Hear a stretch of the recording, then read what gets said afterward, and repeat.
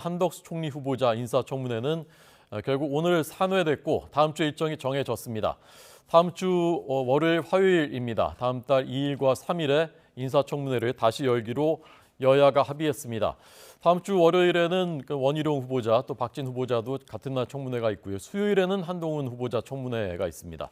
오늘과 어제로 예정돼 있었던 인사청문회는 제대로 열리지 못했고 다음 주 월요일, 화요일로 다시 일정이 정해졌습니다. 오늘 전국 분석하기 위해서 두 분 초대했습니다. 민주당 전재수 의원, 국민의힘 김용태 최고위원 나와 있습니다. 안녕하십니까? 네, 반갑습니다. 자, 우선 한덕수 총리 후보자 청문회 일정이 다시 잡혔다니까 일단 뭐 어떻게 잘 된 겁니까? 어떻게 봐야 되는 겁니까? 네, 다행입니다. 청문회는 해야 되는 것입니다. 그리고 가급적이면 인사청문회법이 정하고 있는 절차와 과정이 있거든요. 그것을 좀 철저하게 준수했으면 더 좋았을 텐데, 근데 이것이 역대 총리 인사청문회를 보게 되면 지켜진 적이 거의 없습니다. 네. 더더구나 이번에 한덕수 우리 총리 후보자 같은 경우는 이게 자료 제출 양이 많다 뭐 이런 비판도 있긴 한데 그만큼 의혹이 너무 많습니다. 이게 사람이라는 것이 더더구나 국무총리까지 역임하셨으면 명예면 명예, 돈이면 돈, 둘 중에 하나만 해야 되는데 공직과 로펌, 공직을 왔다 갔다 하면서 그 사이에서 10년 사이에 재산이 뭐 40억에서 80억이 늘어난다든지 또는 총리 내정자 부인께서는 직업이 가사로 돼 있거든요. 가사로 돼 있는데 10년 사이에 재산이 8억 원 이상이 늘어납니다. 요즘은 뭐 직업이 가사면 재산이 그렇게 늘어나는지 모르겠으나 그리고 또 현금성 예금이 23억을 넘어갑니다. 부인께서 직업이 가사로 돼 있거든요. 그러면 이 재산 형성 과정에 대한 객관적인 자료 이런 게 있어야 되지 않겠습니까? 이런 것들이 이제 좀 전혀 제출되고 있지 못하다 보니까 조금 파행을 겪었습니다만 다행스럽게 여야가 좀 합의를 해서 국민들께서 궁금해하시는 부분들은 국회에서 철저하게 검증을 좀 해야 되겠다. 다행스러운 일이다. 그렇게 생각합니다. 네. 다음 주 월요일, 화요일 청문회가 불꽃 튀는 청문회가 되겠군요. 지금 저도 이제 한덕수 총리 내정자와 노무현 대통령 모시면서 네. 조금 인연이 있습니다. 굉장히 합리적이시고 이게 굉장히 이제 온화하신 분이세요. 근데 저는 노무현 정부에서 이제 국무총리 끝나시고 난 뒤에 일국의 국무총리로서 사회 존경받는 어른으로서 그렇게 살아가고 계신 줄 알았는데 이번에 보니까 계속 왔다 갔다 하셨더라고요. 그러니까 아는 사이임에도 불구하고 조금 실망스럽다. 왜냐하면 퍼블릭 마인드가 전혀 없었어요. 지금 퍼블릭 마인드가.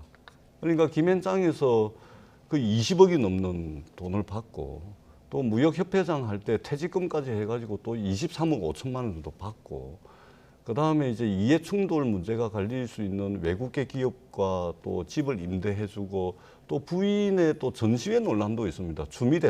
주미대사를 할 때 주미대사관 산하에 있는 총영사관이라든지 한국문화원이라든지 이런 데서 전혀 경력이 없던 부인 미술 전시회를 합니다. 그런 전시회를 그것을 이제 경력 삼아 가지고 나중에 이제 개인전을 열거든요. 근데 개인전을 여는데 이걸 또 기업들이 법인카드로 그림을 구매를 해줍니다. 그러면은 그 이제 그림을 판매한 내역이라든지 또 세금을 낸 내역 이런 것도 제출을 해야 되는데 이런 게 지금 국회에 제출이 되고 있지가 않습니다. 그래서 좀 상당히 좀 저는 사회 어른으로서 그냥 그러고 살고 계신 줄 알았는데 이번에 보니까 상당히 그 뒤로 좀 실망스러운 그런 이제 생활을 좀 해오신 것 같아요. 국민들의 상식적 눈높이에서 조금 더 검증을 해야 될 것들이 많다. 이렇게 생각을 합니다. 네. 그 한덕수 후보자가 공인으로서의 의식 퍼블릭 마인드가 너무 없었다라는 부분, 또 오늘 이제 청문회가 열리지 못하고 다음 주로 넘어간 부분에 대한 김용태 최고위원님의 생각은 어떠세요? 어쨌든 저는 청문회가 열릴 수 있다는 것에 굉장히 감사하고 환영하고요. 국회법상 또 임명동의안이 왔을 때 20여일 안에 국회는 인사청문회를 열어서 이제 해야 되는 것이기 때문에 저희가 법 안에서 좀 인사청문회를 통해서 많은 국민들께서 의혹을 가진 것은 인사청문위원들이 청문회장 안에서 좀 많이 해명을 하시고 또 이거에 대해서 국민들이 판단하셨으면 좋겠습니다. 그리고 만약에 정말 총리 후보자가 인사청문회가 없었다면 우리가 법상 그 장관 후보자는 총리가 제청하게 되어 있기 때문에 이런 부분 많이 우려했었는데요. 이런 부분이 다음 주에 빨리 청문회를 통해서 총리 인준이 되었으면 좋겠습니다. 그리고 방금 의원님 전주수 의원님께서도 말씀하셨지만 이제 인사청문회 자료 관련해서 이제 말씀이 있으신데요. 제가 지난주 월요일 어제 최고위 때 확인한 결과 민주당이 총리 후보자에 대한 자료를 약 1000여 건을 요청을 하셨습니다. 그런데 이게 다 드릴 수 없다는 것을 가지고 이제 민주당이 좀 지적을 하고 계신데요.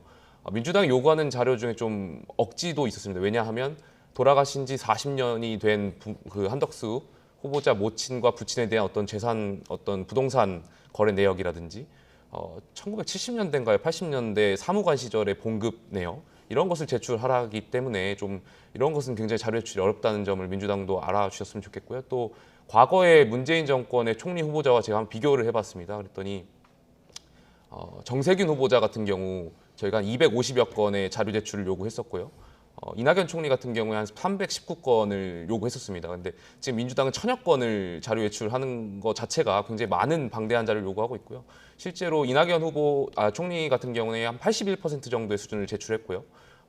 그다음에 정세균 총리 같은 경우는 250건 중에 50여 %만 제출했습니다. 그런 점을 비교했을 때 민주당이 지금 너무 과도하게 자료를 요청을 하는 것이 아니냐. 그럼에도 불구하고 저희 국민의힘과 한덕수 후보자 인사청문회 준비에서는 성실하게 자료의 답에 응하고 있다는 점을 좀 알아주셨으면 좋겠습니다. 네, 청문회 끝나면 이제 표결을 해야 되는데 인준 표결을 해야 되는데 제적의원 과반수 출석 의원 과반수 찬성 이렇게 의결이 되는 것이죠. 어떻게 전망하십니까? 잘 될 것 같습니까? 아까 말씀드렸듯이 총리가 인준이 안 된다면 장관 후보자 제청도 어렵고 그렇게 되면 새 정부 출범하는 데 있어서 굉장히 많은 어려움이 있을 거라고 생각됩니다. 민주당께서도 물론 인사청문회 과정에서 의혹에 있어서는 다 검증해야 되고요. 여기에 대해서 국민들 판단이 서신다면 좀 협치를 통해서 새 정부가 시작하는데 정말 많은 국민들이 지난 5년간 코로나로 인해서 어려우셨잖아요. 그래서 이런 부분 해결할 수 있는데 민생 경제가 해결할 수 있는데 좀 앞장서 주셨으면 좋겠다는 점이 있습니다. 네, 민주당의 계획은 어떤 겁니까? 예, 민주당도 이제 사실 이제 큰 선거에서 졌습니다. 반성이 있어야 되겠죠. 왜 졌는지. 그런 측면에서라도 이게 마구잡이로 발목 잡기는 할 수가 없습니다. 대통령 선거를 통해서 불과 5년 만에 정권을 뺏겼는데 마구잡이로 발목 잡는 모습을 보이면은 그 국민들로부터 완전히 버림을 받습니다. 두 번 다시 기회가 없을 수가 있습니다. 그렇기 때문에 민주당은 마구잡이로 발목 잡기 하는 레슬링 선수 뭐 이런 이미지를 가장 경계를 하고 있고요. 그러지는 않을 겁니다. 그러나 인사청문회라는 것이 도입된 시대 정신이라는 게 있지 않습니까? 인사청문회가 2000년 16대 국회 처음 도입이 되거든요. 그러니까 지금 한 22년 됐는데 인사청문회 제도가 이제 도입된 시대 정신이라는 것은 결국은 우리나라의 어떤 고위공직자를 임명하는 데 있어서 적어도 국민의 상식과 평균적 눈높이 정도는 돼야 되지 않겠냐. 그것을 좀 검증해달라. 네. 말하자면 투명 사회로 나아가야 되겠다라고 하는 시대 정신이 투영된 것이 바로 인사청문회 제도 도입이거든요. 그렇기 때문에 이게 공직 임명의 과정을 국민들이 지켜보고 있고 국민들이 궁금해하시는 부분들을 바로 국회의원이 국민들을 대신해서 그 의혹을 검증을 하는 것입니다. 그렇기 때문에 발목 잡기로 일관하지는 않겠지만 그러나 철저하게 검증할 것은 검증을 해야 된다. 한쪽으로는 공직 윤리를 검증을 하고 한쪽으로는 공직 역량을 검증을 할 겁니다. 이렇게 할 것이라는 말씀을 드리고 우리 김채고께서 조금 전에 이제 우리 이전에 이제 이건 사실관계 측면에서 좀 말씀을 드리는데요. 문재인 정부의 총리하면 이제 이낙연, 정세균, 김부겸. 근데 이분들은 평생을 정치를 해오신 분들이에요. 평생을 선거를 해오신 분들입니다. 그러다 보니까 선거 때마다 유권자들로부터 검증받고 그다음에 경쟁하는 상대 후보로부터 검증을 받습니다. 그렇기 때문에 그다음에 정세균, 김부겸 이분들은 이전에 장관도 하셨어요. 인사청문회를 몇 차례 거쳤습니다. 그렇기 때문에 추가적으로 검증해야 될 사항들이 그렇게 많지가 않았습니다. 이미 다 알려졌거나 아니면 이미 다 소명이 됐기 때문에 단순하게 공직과 로펌과 또 공직을 오가면서 하는 이 한덕수 후보자와는 질적으로 비교 대상이 안 된다. 이 말씀을 드리고요. 그리고 과도한 자료 제출 요구가 있었던 것은 일부 사실인 것 같아요. 그런데 그것을 발목 잡기 위해서 하는 것이 아니고 우리가 인사청문회를 하게 되면 통상적으로 요구하는 자료들이 있습니다. 금융거래 계산 내역 한 10년치 갖다 주라 이런 식으로 그런 것들이 지금 쟁점이 되는 것이 아니고, 그리고 또 하나는 지금 이제 부동산 거래 내역인데, 이것도 통상적으로 40년 전에 돌아가신 부모님 부동산 거래 내역을 내라 그랬는데, 이것도 통상적으로 인사청문회를 하게 되면 그냥 자동으로 자료제출 요구로 넘어가는 것들입니다. 이게 지금 우리 당만 한 것이 아니고 민주당만 한 것이 아니고 국민의힘에 주호영 의원하고 지금 인사청문위원이신 주호영 의원하고 국민의힘의 김미애 의원도 돌아가신 부모님 50년 전에 부동산 거래 내역을 제출하라고 자료 제출 요구를 한 겁니다. 그러니까 이것은 발목 잡기가 아니고 인사청문회가 열리게 되면 통상적으로 직계 좀비 속에 부동산 거래 내역을 제출하라 이거거든요. 그러니까 이걸 가지고서 자료 제출 요구를 가지고서 인사청문회를 보이콧하겠다 이런 것은 아니라는 말씀을 드리고, 변호사가 아님에도 불구하고 로펌에 가가지고 4년 4개월 동안 20억 가까이 돈을 벌었는데, 그럼 가서 무슨 일을 했는지, 변호사가 아니시잖아요. 로펌은 법률회사인데 무슨 일을 하셨길래 20억 정도를 받았는지 이걸 지금 밝히라는 것인데, 이걸 지금 안 주시는 거예요. 온당하지 못한 거 아닙니까? 도대체 무슨 일을 했는데, 변호사가 아님에도 불구하고 법률회사에 고문을 하면서 무슨 자문을 하고 고문 역할을 했는지 20억을 받았는데, 이런 자료들입니다. 그러니까 한덕수 후보자께서도 이런 부분들에 대해서는 국민들이 납득을 해야 되는 겁니다. 4년 동안 20억이면 평생을 벌어도 20억을 못 버는 국민들이 거의 대다수인데 도대체 무슨 일을 했냐? 과연 총리로서 만약 그 공익을 추구해야 되는 총리로서 사적 이해관계, 사적 이익을 과도하게 추구를 했던 삶을 살았다면 과연 이 퍼블릭 마인드로 무장이 돼가지고 공익의 대변자가 돼야 되는데, 적절한지 적절하지 않은지를 판단을 해야 된다는 측면에서 이런 자료는 제출을 하셔야 되는 것이죠. 네. 그럼 저는 네, 잠깐 말씀하십시오. 말씀드리면 전재수 의원님 말씀에 전적으로 동의하고요. 당연히 공직 역량과 공직 윤리를 이번 청문회에서 검증해야 된다고 생각하고요. 말씀하신 대로 김앤장 관련해서 그런 로펌에서 활동하셨을 때 어떤 역할을 하셨는지에 대해서는 성실하게 국민께 답할 의무가 있다라는 점도 저희도 알고 있습니다. 다만 그런데 이것이 물론 당연히 국민께 알려드려야 되고 하는 점인데, 영업비밀 측면에서 자료 제출이 어렵다는 점도 일부 있는 것 같습니다. 그런 점을 좀 고려해서 최대한 영업비밀 관련해서 좀 제외하고 나머지 부분에 대해서는 성실하게 답변하고 또 제출할 수 있도록 하겠습니다. 네. 다음 주가 청문회 슈퍼 위크가 될 것 같습니다. 월요일, 화요일에 이제 한덕수 후보자 청문회가 열리고, 또 월요일에 원희룡, 박진 후보자, 수요일에는 한동훈 후보자 청문회, 저희 YTN이 정확하게 그리고 상세하게 그리고 공정하게 계속 보도하도록 하겠습니다. 뉴스앤 이슈에서도 집중적으로 보도하겠습니다.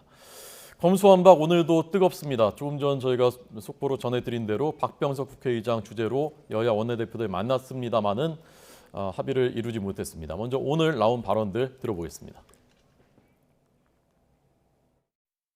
민주당의 검수완박 재협상을 거듭 요청합니다. 국민 여론은 물론 당 내에서조차 반대의 목소리가 커지자 국회의장 중재안 협상에 나선 것입니다. 협상 당시 저는 부패, 경제, 선거, 공직자 범죄는 동전의 양면과 같아서 4개 범죄 수사권을 함께 검찰에 남겨야 한다고 강하게 주장하였으나 국회의장은 중재안을 받지 않으면 민주당 원안대로 상정하겠다고 압박했습니다. 최악을 막기 위함이었으나 이를 끝까지 관철시키지 못하였습니다. 어제 늦게까지 법사위 소위를 열고 검찰청법과 형사소송법 조문 작업을 진행했습니다. 오늘 중에 법사위 심사는 완료될 것입니다. 이제 국회의장께서도 자고우면하지 않으시기를 바랍니다. 어렵게 여야가 의원총회까지 거쳐 추인했던 합의문의 무게를 잘 아시는 만큼 이제는 본회의를 열어 법안을 처리하셔야 합니다. 네, 그래서 내일 본회의를 열어달라고 박홍근 원내대표가 의장에게 요청을 했다고 합니다. 내일이 또 주목되는 날입니다. 그래서 지금 여당에서는 합의해놓고 웬 말이냐라는 거고, 야당에서는 공직자 선거범죄 수사를 제외하는 것은 국민 여론이 받아들이지 않는다라는 입장인데, 자, 이번에 먼저 김용태 최고위원님께 입장 듣겠습니다. 저는 먼저 저희 원내대표께서 협상 중재안을 서명한 과정을 좀 설명을 드려야 될 것 같은데요. 아까 영상에서 볼 수 있듯이 저희 원내대표, 원내지도부는 검수완박이라는 법안 자체가 가지고 있는 어떤 헌법 정신을 훼손한다든지 검찰의 기소권을 박탈한다는 것이 과연 우리 사회에 어떤 수사권이죠. 수사권을 박탈하는 것이 어떤 영향을 미칠지에 대한 심각한 우려가 있고 여기에 대해서 많은 국민들과 많은 것을 의견을 교환했어야 되지만 그럼에도 불구하고 저희가 사실 야당이고 소수 정당으로서 민주당의 172석을 막아낼 수 있는 힘이 없고 그 중재안이라는 것이 사실 저희가 수사권에 대해서 1차 수사권은 없지만 최소한 보안 수사권이 인정되면서 검찰의 최소한의 수사권을 갖는 것에 대해서 막았다라는 생각에 전략적인 판단이 있었던 것 같습니다. 그리고 1년여 동안 검찰의 부패와 경제에 관련한 1차 직접 수사권도 저희 이 중재안에 있었기 때문에 최대한 시간을 벌고 여기에 대해서 대응할 수 있는 어떠한 시간을 가졌다는 것에 있어서 원내 지도부로서는 적절한 판단을 했다고 생각되지만 그 과정에서 과연 국민들이 정말 이 법안이 헌법에 위배되고 또 공직자죠. 그리고 선거 범죄에 대해서 법안을 만드는 정치인이 정치인을 수사를 배제하는 경찰로 넘기는 그런 것이 과연 적절하냐에 대한 많은 의문들이 있었고 주말에 굉장히 반대 여론이 있었습니다. 그래서 저희 당 지도부는 금요일 날 중재안이 됐는데 최고위원회가 없었습니다. 그래서 최고위원들 간에는 주말간에 이러한 것이 원래 저희 원론과는 맞지 않는 부분이고 헌법에 위배되는 부분이 있기 때문에 원내 지도부가 협상했지만 이건 국민에 영향을 미치는 부분이 굉장히 크기 때문에 다시 재논의할 필요가 있다라고 말씀을 드렸고 여기에 대해서 월요일 날 저희 최고위원회가 재논의를 당론으로 채택하게 된 과정이 있었습니다. 그런데 저희가 중재안을 협상하면서 국민의힘이 중재안을 파기했다라고 민주당도 말하고 약속을 이행하지 않는 것 아니냐라는 지적이 있는데요. 저는 이 중재안이 국민 생활에 영향을 미치는 것이 굉장히 크기 때문에 이것은 이 법안이 상정되기 전에 굉장히 많은 토론과 굉장히 많은 시간이 필요하다는 점에서 더 많은 숙고의 시간이 필요하다고 생각하고 있고요. 그런 점에서 비판은 저희가 달게 받겠다는 점 말씀드리겠습니다. 네, 그 최고위원회의 때 의견이 다 똑같이 일치했습니까? 아니면 뭐 토론이 좀 있었습니까? 최고위원회에서는 이 중재안을 다시 재논의해야 된다는 것에 대해서 만장일치의 생각이 있었습니다. 네, 자 전재수 의원님. 근데 제가 김채구님께 그 의원들의 의원총회를 통해 가지고 추인이 된 것을 최고위가 뒤집을 수 있는 당헌 당규상의 근거가 있습니까? 왜냐하면 대한민국 현대 정당 역사상 처음 있는 일이거든요. 당헌 당규상 제가 근거가 없는 것으로 알고 있거든요. 그 뒤집을 수 있는 근거는 명확히 없지만 최고위원회라는 것은 당헌 당규의 당의 최고 의사결정 기구이기 때문에 관련해서 간접적으로 방증하는 규정은 있었습니다. 당의 최고 의사결정 기구죠. 여기는 원내입니다. 원내. 예. 국회에서의 대표자, 지도자는 원내대표입니다. 그리고 원내대표는 누가 임명하는 것이 아니고 국회의원들 손으로 직접 뽑는 것입니다. 당이 할 일이 있고 당의 의사결정이 있는 것이고 원내의 의사결정이 있는 것입니다. 그렇기 때문에 전례 없는 일을 지금 하고 있다. 전례 없는 일을. 그것도 이준석 당대표가 사실은 지금 이준석 당대표의 처지가 사실은 오늘 내일 하고 있지 않습니까? 그렇잖아요. 그렇지 않습니다. 윤리위원회 곧 해부돼 가지고 그러니까 이거 현직 당대표가 아직 그 성상남 의혹의 수사도 안 됐고 수사 결과도 안 나왔는데 윤리위원회에 징계 해부가 돼 있는 것도 굉장히 이례적인 거예요. 굉장히 이례적인데 아무튼 이례적인 일들이 막 생기고 있습니다. 그리고 이준석 당대표가 국회의원도 아니시고 당의 원내대표도 아니시고 그런데 이분이 법무부 장관도 아닌 법무부 장관 내정자 신분의 한동훈 내정자와 통화를 해서 주말에 재검토하겠다 해가지고 지금 이렇게 된 거거든요. 이 도대체 국민의힘의 당내 민주주의가 있는 것인지 국민의힘의 당헌 당규가 제대로 지켜지고 있는 것인지 저는 굉장히 의아스럽고 더더구나 당대표와 장관 내정자가 통화를 해가지고 국회의원들 손으로 뽑은 원내대표가 합의해오고 의원총회를 통해서 본인들이 합의를 하고 오케이 해가 통과시킨 것을 국회의원도 아니고 원내 의사결정 과정에 있지도 않은 사람이 당헌 당규상의 명확한 근거도 없이 장관도 아니고 내정자와 통화를 해가지고 이렇게 했다. 앞으로 양당의 원내대표가 뭘 합의를 할 수가 있겠습니까? 합의했다 손 칩시다. 지켜진다는 보장이 있겠습니까? 더더구나요. 뭐 과정 중에 못 지키는 것도 있을 수가 있습니다. 그러나 이것은 양당 원내대표가 선출되고 얼마 되지 않아서 첫 번째 합의 사항입니다. 더더구나 양당 원내대표 사이에서 합의가 안 돼가지고 강대강으로 막 치닫다가 국회의장이 굉장히 중요한 외교 해외 순방 일정까지 취소를 하면서 의장이 직접 나서서 중재안을 냈고 그것이 여야 원내대표 합의를 통하고 그다음에 의원들의 의총을 통해서 합의가 된 거예요. 그런데 이걸 이렇게 뒤집어 엎는다. 그러면서 국민의힘이 민주당을 향해서 뭐라고 비판을 하냐면 입법 독주라고 이야기를 합니다. 여야 합의된 사항을 추진을 하겠다고 이야기하는 것을 입법 독주라고 이야기한다면 국회에서 무슨 일을 할 수가 있죠? 이게 상권 분립의 원칙에 이게 부합하는 건가요? 굉장히 심각한 일을 아무렇지도 않게 지금 국민의힘이 하고 있는 겁니다. 그다음에 사실관계를 좀 말씀을 드리면 지금 선거범죄 있지 않습니까? 선거범죄의 99.9%는 경찰이 하고 있습니다. 경찰이 하고 있잖아요.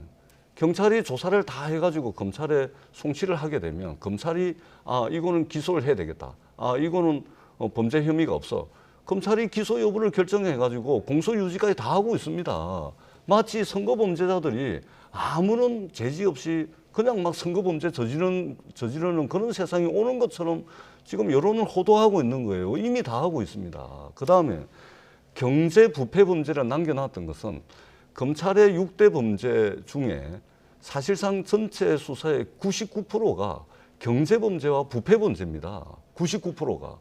대형 참사 범죄라든지 방산비리 범죄는 1년에 한 번 있을까 말까고 이 범죄 수사는 주로 검경 합동수사단을 통해서 하기 때문에 사실상 의미가 없는 것이고 전체 6대 범죄의 99%는 경제범죄, 부패범죄입니다. 그렇기 때문에 가장 큰 비중을 차지하는 것을 검찰에 남겨놓은 것이죠. 그렇기 때문에 사실관계와도 맞지 않는 이런 지금 것을 가지고서 지금 저 당선자 도 아니고 저 장관도 아니고 장관 내정자하고 통화를 해가지고 오늘 내일 하는 당 대표하고 그래가지고 세상천지 이렇게 국회의장이 중재를 하는 입법부 수장이 중재한 것을 가지고 이렇게 해버리면 앞으로 국회와의 관계를 어떻게 하시려고 합니까? 네.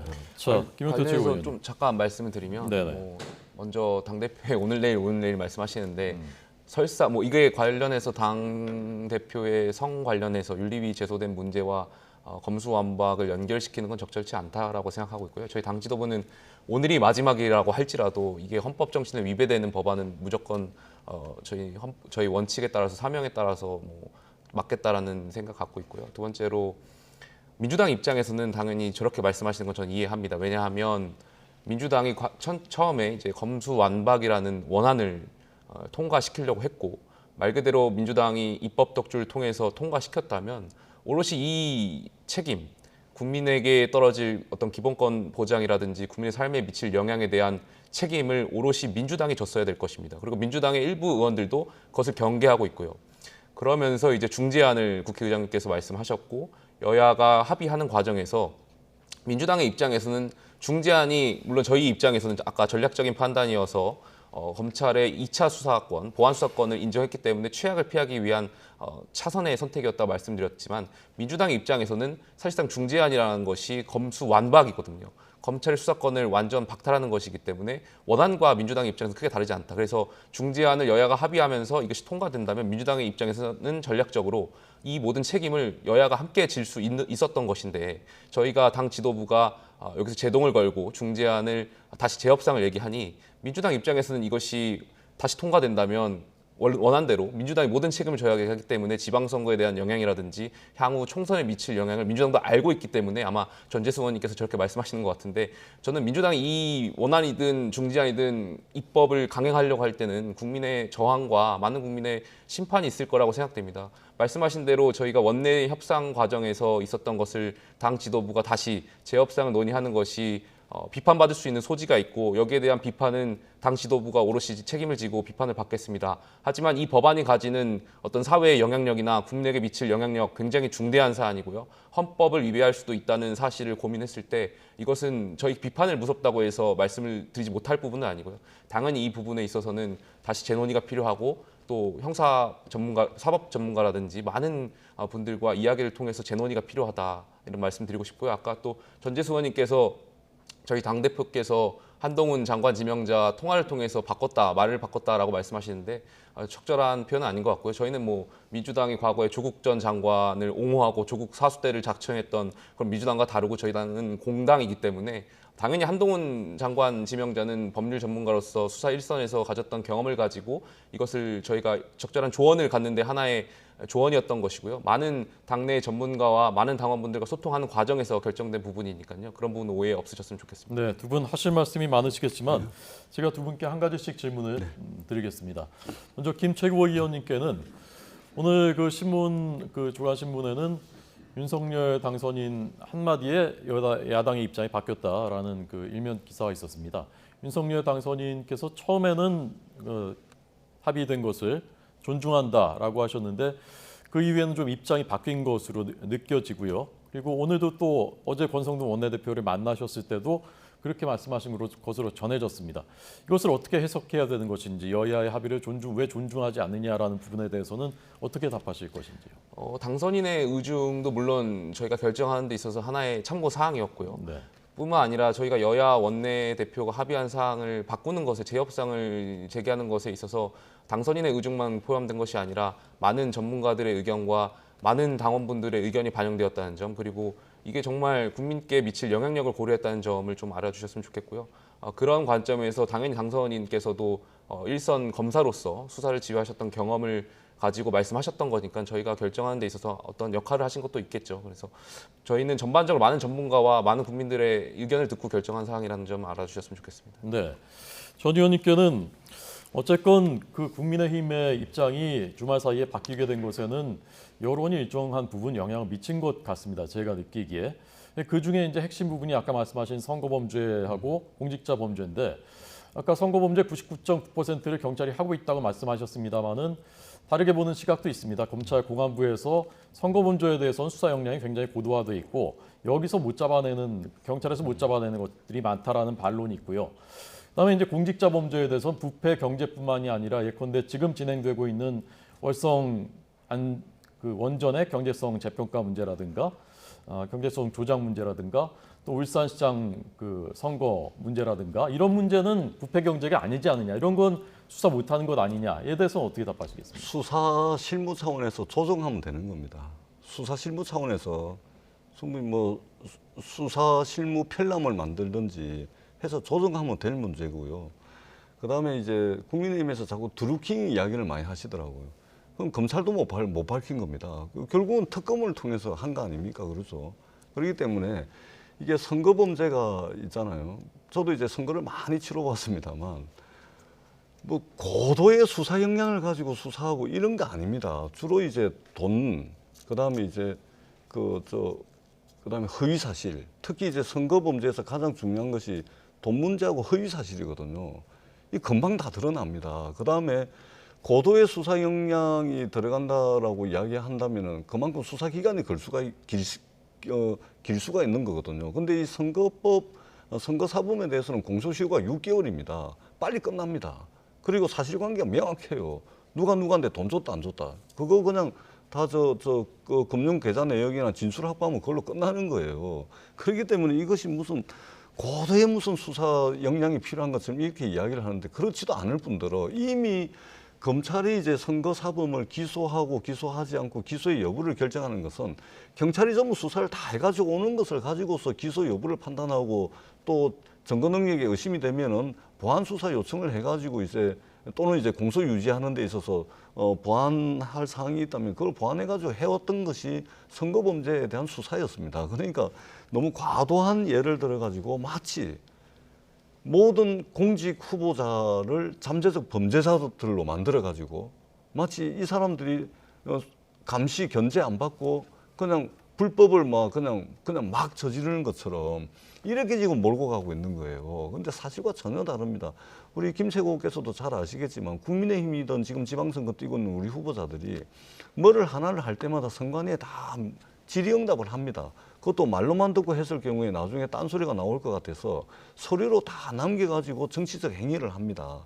옛날처럼 그냥 막 돈 뿌리고 뭐 불법 선거운동 이런 거 안 합니다. 그거 하는 순간 다 날아가기 때문에 그렇기 때문에 과도하게 무슨 정치인들이 오만 가지 불법을 감추기 위해서 이것을 검찰이 수사 못하겠다. 그것은 지금 현장에서 이 공직자가 되기 위해서 뛰고 있는 여러 후보들에게 어떻게 보면 모욕적입니다. 물론 이제 국민들께서 정치권에 대한 불신이 있다는 것을 잘 알고 있습니다. 그러나 이러한 정치권에 대한 국민들의 불신은 여야 그리고 국회의장까지 합의를 했음에도 불구하고 합의를 파기하고 번복하니까 정치 불신이 더 깊어지는 거예요. 그리고 이런 논란에 대해서 국민들께서 오해하시는 부분들에 대해서 소상하게 설명을 하면 되는데 오해하시는 부분들을 더 키워가지고 오히려 자신들의 정치적 이득을 말하자면 취하는데 쓰고 있기 때문에 굉장히 이러한 상황 자체가 오히려 국민들의 정치 불신을 더 증폭시키고 강화시키고 확대 재생산하고 있는 그런 지금 모양새를 보이고 있다라고 생각을 합니다. 네. 제가 관련해서 짧게 네, 말씀 짧게. 드려도 될까요? 예. 국민들께서 우려하는 지점은 물론 수사 능력에 대해서도 우려를 하지만 외압에 대한 부분을 좀 많이 고민을 하시는 것 같습니다. 지금 예를 들어서 선거 범죄에 있어서 국회의원들이 검찰을 수사를 하게 되면 검찰은 준사법기관으로서 수사를 할 수 있고 또 검찰총장의 그럼에서 검찰총장의 임기도 법에 저희가 정해 놓은 거 아니겠습니까? 수사를 할 수 있도록. 그리고 그럼에도 불구하고 지난 문재인 정권에서 사실 살아있는 권력도 제대로 수사를 못해서 이런 사태가 벌어졌지만 그럼에도 불구하고 경찰보다는 검찰이 준사법기관이기 때문에 국회의원이라든지 혹시 소수의 어떤 잘못된 선거 범죄에 있어서 더 잘할 수 있는 거 아니냐에 대한 생각이 있고요. 경찰은 행정부입니다. 그렇다 보니까 행정부를 견제하는 입법부에 있는 어떤 정치인들의 수사를 하는 데 있어서 경찰이 과연 수사를 잘 할 수 있을까에 대한 의문이 있는 거거든요. 국민들께서는. 여기에 대한 의문이 있는 것이니까요. 그런 부분은 좀 정치권이 국민의 우려나 어떤 걱정을 좀 잘 반영을 했었으면 좋겠습니다. 죄송한데요. 경찰이 행정부이듯이 검찰도 정확하게 행정부입니다. 행정부지만 예. 준사법기관으로서 아니, 수사를 준사법기관이라는 독립한다는 것은 말씀. 검찰이 이야기하는 임의적인 성격 규정이고요. 정확하게 법적으로 정부 조직법상에 나와 있는 행정부라는 말씀을 제가 드리고요. 그다음에 경찰이 그러기 때문에 외압에 더 취약하다. 그거는 15만 경찰 분들을 모욕하는 겁니다. 홍준표 대표께서 엊그제 당선되시고 난 뒤에 이 수사 기소 분리에 대해서 홍준표 대표가 뭐라 그랬습니까? 정치 수사만 일삼아 온 검찰의 자업자득이라고 그랬습니다. 경찰이 외압에 취약하고 검찰은 외압에 취약하지 않다면 홍준표 대표도 검사 출신이세요. 이런 이야기 하지 않죠. 외압에 취약한 경찰이라고 말씀을 하시면 전국의 15만 경찰에 대한 모욕입니다. 그것은. 그런 말씀은 조심하셔야 돼요. 경찰의 수사를 제가 모르는 그 어떤 무시하는 것이 아니라 이 경찰은 물론 행정부지만 준사법기관입니다. 그러다 보니까 검찰총장의 임기도 변명으로 이제 보장하고 있고 검찰 수사에 대해서 나름 독립성을 보장하고 있는데 경찰 수사하는 데 있어서 행정부 소속이다 보니까 입법부인 국회의원이 어떤 외압이나 이런 견제 역할을 하면서 경찰 수사하는 과정에서 많은 어려움이 있지 않을까에 대한 국민들의 우려이니까요. 그 부분을 제가 경찰을 무시했다는 표현으로 쓰는 건 적절하지 않을 것 같습니다. 네. 그러니까 그 자, 수사를 자, 경찰이 여기까지 하시죠. 99.1%를 하고 여기까지 하시죠. 있다니까요. 자, 좀 과열되는 것 같고요. 예. 시청자 여러분들이 듣기에 이제 같은 논쟁이 계속 이제 반복되고 있으니까 마지막으로 문재인 대통령이 어제 마지막 기자간담회를 했고 또 JTBC 인터뷰를 했습니다. 여기서 이제 현안에 대한 발언들이 많이 나왔습니다. 검수완박에 대해서도 그렇고 윤석열 당선인에 대해서도 그렇고. 자, 두 분 어떻게 들으셨는지 시간이 이제 많이 남지는 않았지만 두 분의 마지막 토론 듣도록 하겠습니다. 누가 먼저 하시겠습니까? 제가 짧게 한마디로 하겠습니다. 네. 저는 뭐 편안하게 잘 봤습니다. 네. 끝입니까? 네. 예. 김치고 의원. 문재인 대통령께서 검수완박에 대해서 중재안을 처리하는 것이 좀 적절하다라는 표현을 하셨는데요.